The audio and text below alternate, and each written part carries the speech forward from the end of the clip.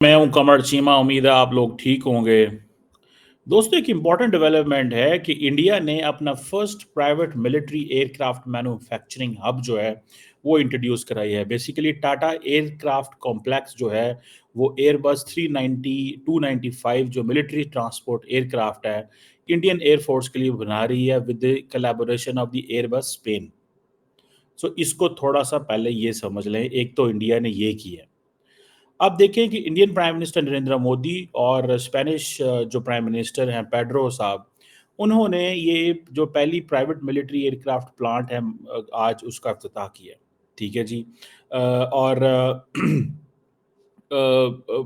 जिसे आप ये कह लें कि अ, इंडिया जो आत्मनिर्भर भारत की बात करता है, ठीक है, और बात करता है एरोस्पेस इंडस्ट्री की बात करता है, मैन्युफैक्चरिंग की बात करता है।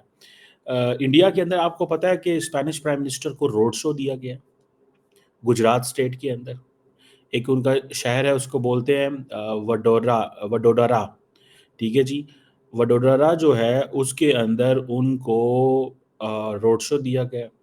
मैं सोच रहा था कहाँ एससीओ की इस्लामाबाद की समिट कि कहाँ शहर बंद करना पड़े और कहाँ गुजरात के अंदर, not in, it's not Delhi, it's Gujarat.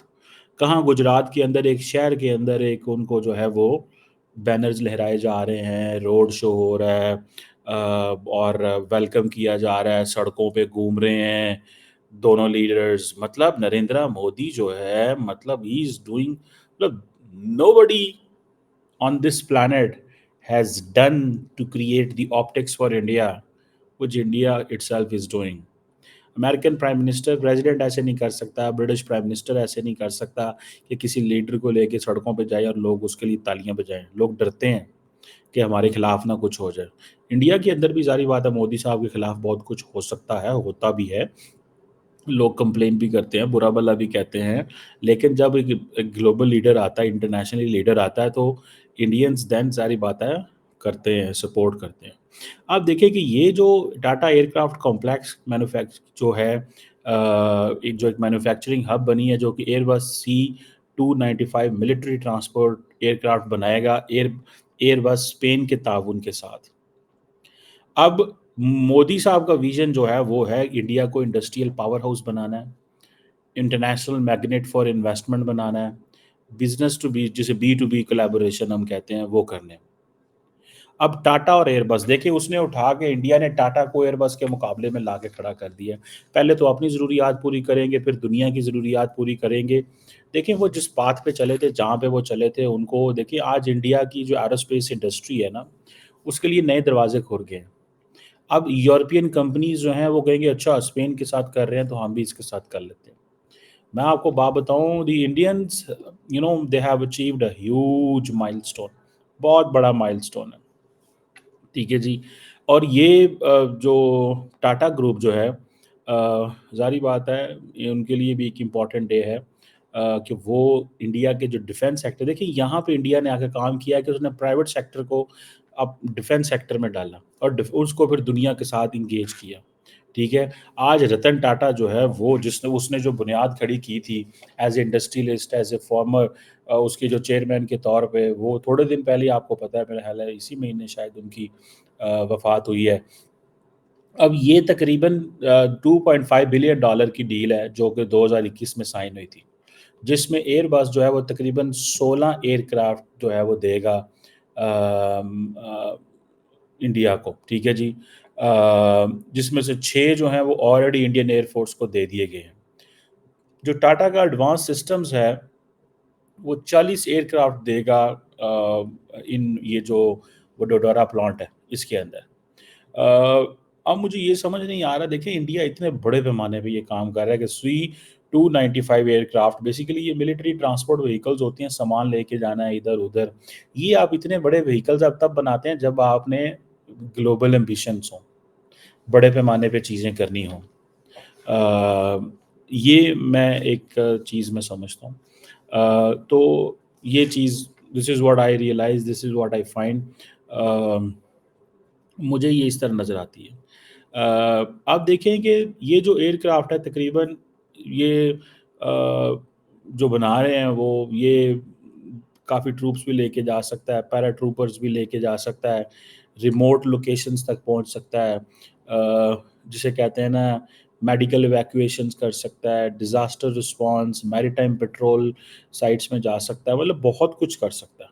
अब इंडिया, मैंने जैसे शुरू में कहा कि जो इंडिया मैन्युफैक्चरिंग बनाना चाहता है इंडिया को, वो फार्मास्यूटिकल्स हो, डिफेंस हो, ये सारी की सारी चीज़ें।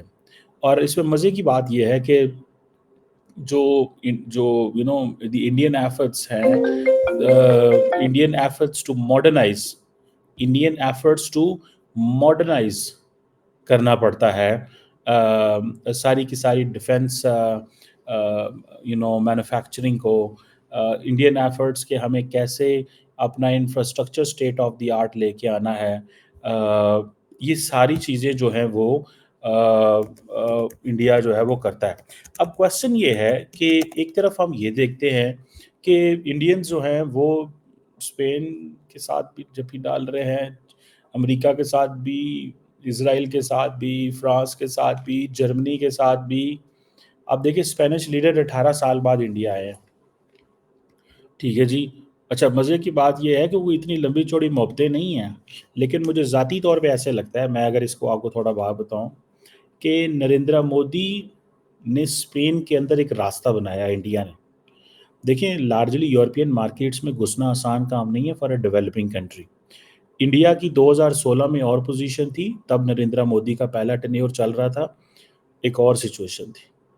अभी थर्ड टेन्योर में नरेंद्र मोदी के अपने सिक्के पाँव जमा बैठे हैं, उनकी एक अभी एक और पोजीशन। सो आप देखिए कि स्पेनिश प्राइम मिनिस्टर से कोई लंबी चौड़ी मुलाकातें भी नहीं होती इनकी, ठीक है ना जी। और एक बात याद रखें, हर वो दरवाज़ा जो इंडिया के लिए खुलता है वो पाकिस्तान के लिए बंद हो जाता है। उसकी वजह ये है कि इंडियंस की ये क्लैरिटी है कि भाई हमने इंडिया ये कहता है कि हमने इस चीज़ को मद्देनज़र रखना है, ज़हन में रखना है। इंडिया बार-बार ये कहता है, इस चीज़ को मद्देनज़र रखना है, ज़हन में रखना है कि पाकिस्तान उस मुल्क से कोई इक्विपमेंट ना ले जिस मुल्क से इक्विपमेंट हम ले रहे हैं। ये चीज़ बड़ी वो क्लैरिटी से बात करते हैं कि पाकिस्तान जो है वो उस किसी मुल्क से ऐसी कोई चीज़ ना ले जैसे हम ले रहे हैं। अब देखिए ना, ये इंडिया की और स्पेन की कोई बायलैटरल ट्रेड लंबी चौड़ी नहीं है, कोई 10 अरब डॉलर की है, ठीक है जी। अब आपको परेशानी होगी ये सुन के शायद कि 200 स्पेनिश कंपनी इंडिया के अंदर काम करती हैं और 80 इंडियन कंपनीज स्पेन के अंदर काम करती हैं। किस पैमाने पे इंडिया ग्लोबली इंटीग्रेट कर चुका। ये वो चीज़ है जिसको बार-बार मैं कहता हूँ पाकिस्तानियों को समझने की ज़रूरत है, लेकिन हम नहीं समझते। देखें, ये जो अभी स्पेनिश प्राइम मिनिस्टर का दौरा हुआ है ना, इसमें एक चीज़ सामने आ रही है। वो क्या? कि इंडिया स्पेन ताल्लुकात में एक नई एनर्जी है।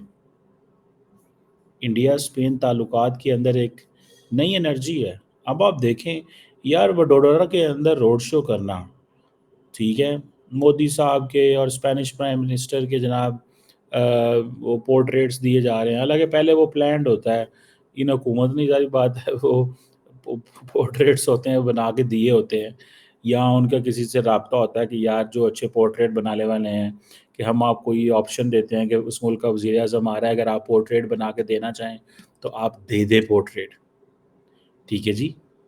ये चीज़ें होती हैं, ये ऑप्टिक्स क्रिएट करनी पड़ती हैं, ये हुकूमतों का काम होता है ये चीज़ें करना। अब क्वेश्चन ये है कि जहाँ पे इंडिया ये सारी की सारी मैन्युफैक्चर कर रहा है, ये छोटे जहाज़ हैं, 70 एक ट्रूप्स लेके जा सकते हैं, कोई 50 पैरा ट्रूपर्स लेके जा सकते हैं, लेकिन द पॉइंट इज़ कि India is on a path ना, इंडिया चल तो पड़ा है ना भैया, ठीक है जी।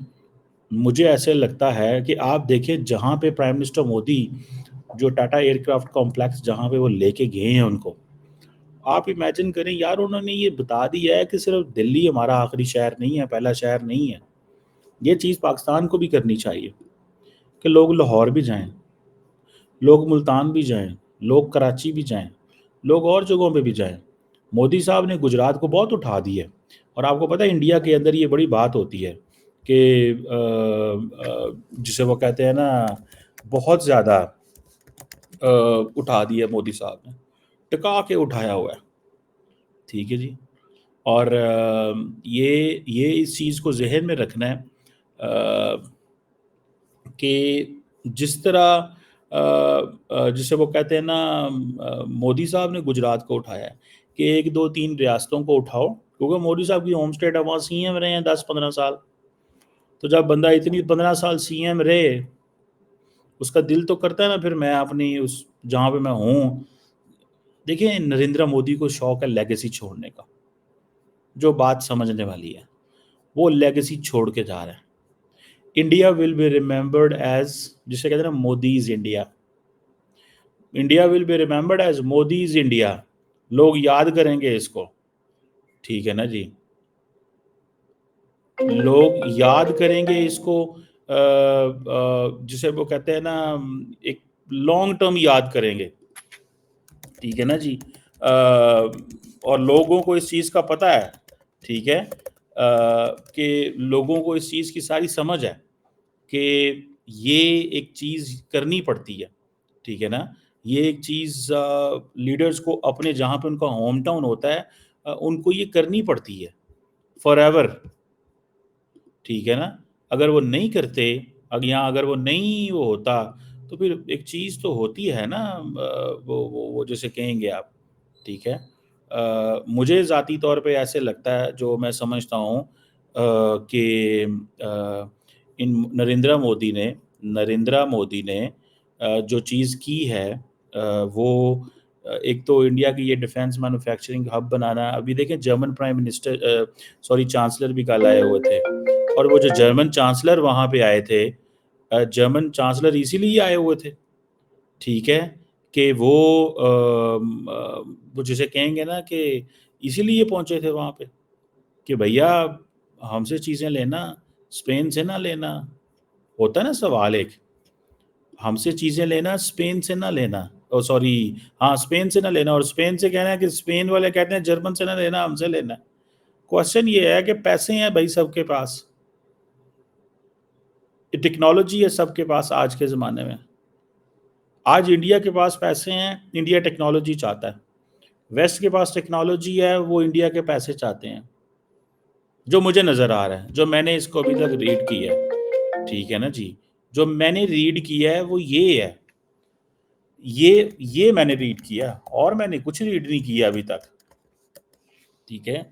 सो मुझे ऐसे लगता है कि over the period of time, जो जो एक सिचुएशन हमारे सामने नज़र आ रही है, जो हालात नज़र आ रहे हैं, इंडिया अब वो एक जफ्फी डाल चुका है यूरोप के साथ। आप देखें ना कहाँ पे आज वो एयरबस स्पेन के साथ काम कर रहे हैं, उन्होंने कल को फ्रांस के साथ भी काम करना है, उन्होंने बोइंग के साथ भी काम करना है, उन्होंने सबके साथ काम करना है। और वो इस चीज़ को सोच के बैठे हुए हैं कि भाई ये चीज़ होनी चाहिए, ये चीज़ होनी चाहिए, और टका के होनी चाहिए। अब आज यूरोपियंस जो हैं वो चाहते हैं कि हम जैसे-तैसे जो भी हो जाए, हम इंडिया की मार्केट को टैप कर लें। और इंडिया को जो है वो सारी की सारी पड़ी हुई है इस चीज़ की कि हमें जिसे कहते हैं ना, हम कैसे एक एक वो अपनी करें चीज़।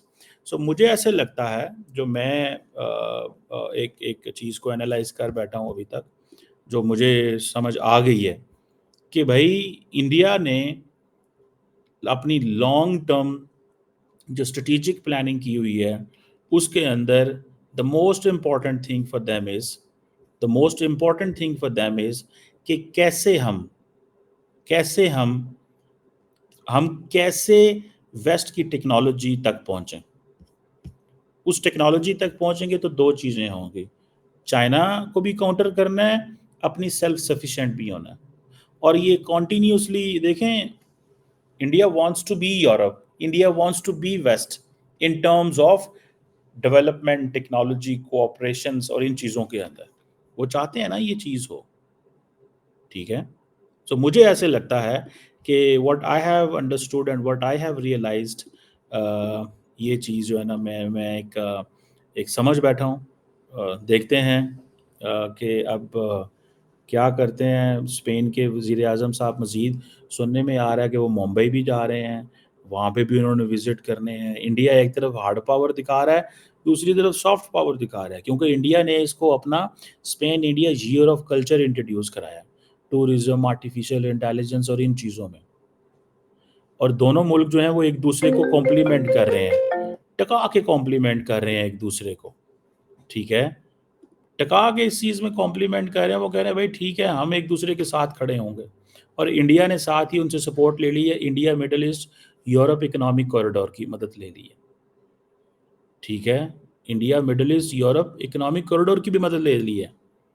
और अभी वो देखिएगा, जर्मन चांसलर भी कह गया है, स्पेनिश भी कह गया है, ग्रीक भी कह गए हैं, फ्रेंच भी कह गए हैं, इटली भी कह गया है। वेयर डज पाकिस्तान स्टैंड इसमें?